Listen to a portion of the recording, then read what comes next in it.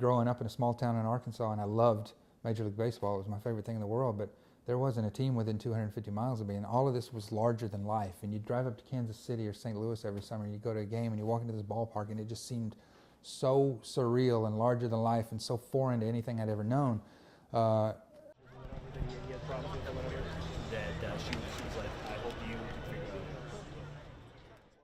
it out. Fans today, I think they feel like they're immersed in it right from the beginning, no matter how far away. I mean, you could be in the middle of the desert somewhere.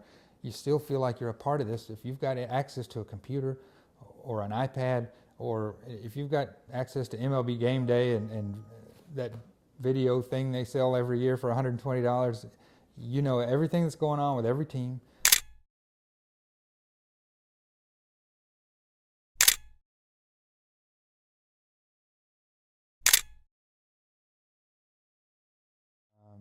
You got everything up close and personal. It's almost like you're there. It's almost like you're in that clubhouse every night. And I think maybe that's good that barrier's broken down between fans and the game. But I also think maybe that cuts away from the romanticism of it, because it's not. There's really not much about this game left that's romanticized.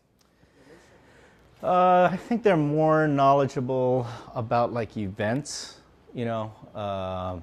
The news cycle definitely moves faster. I mean, if something happens, people, I think, know about that more. I'm guessing, though, that it's, you know, maybe they know more, but less, you know, the depth of knowledge is probably less. I'm guessing that there's the nuance, you know, the thinking probably isn't as nuanced maybe as it was, you know, maybe say 5-10 years ago, when it might have been at its peak, you know, with TV. Fans, you can't give them short shrift. People are on Twitter, they know as much about the game as me, probably more, a lot of them.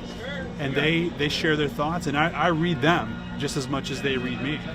And I learn a lot from them. As a journalist, you look at it and you go, okay, what am I doing that's any different than what a fan can do at home?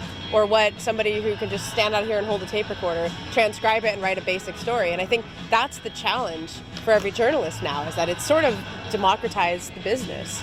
And it's gonna, if it happens the way it should happen, it should make us better, because you need to justify your job. Otherwise you just hire somebody off the street to do it for free, because it looks like people will. Does the audience respond to and respect social media reporters? Do they look for people who are better or good or developing social media presence, do you think? Yeah, I really do think so. Again, if you're someone who's got a phone and you've got Twitter on there and you're constantly checking it on a daily basis, you develop a bond or a rapport with someone who you think is really entertaining, someone who really gives you a lot of information, someone who makes you think, someone who makes you laugh throughout the course of the day. And it's almost like the way that people revere Vin Scully, because Vin Scully was the voice of their childhood. And they heard Vin Scully was the last voice that they heard before they went to bed at night. And they have this bond with Vin Scully that's been developed over 50 years now.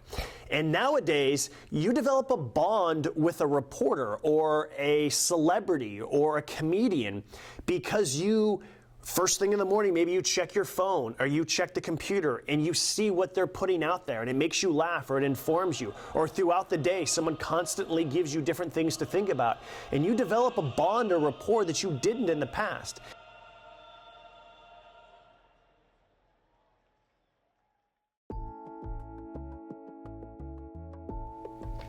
Well, we have a pretty good idea of where we've been.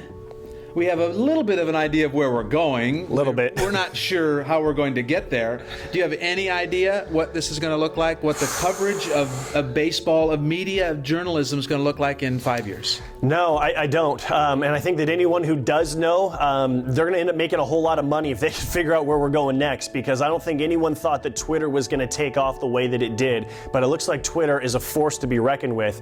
The next big thing, you never know. MySpace died, right? We thought that MySpace was the next big thing. And now it's back again for comedians and for musicians.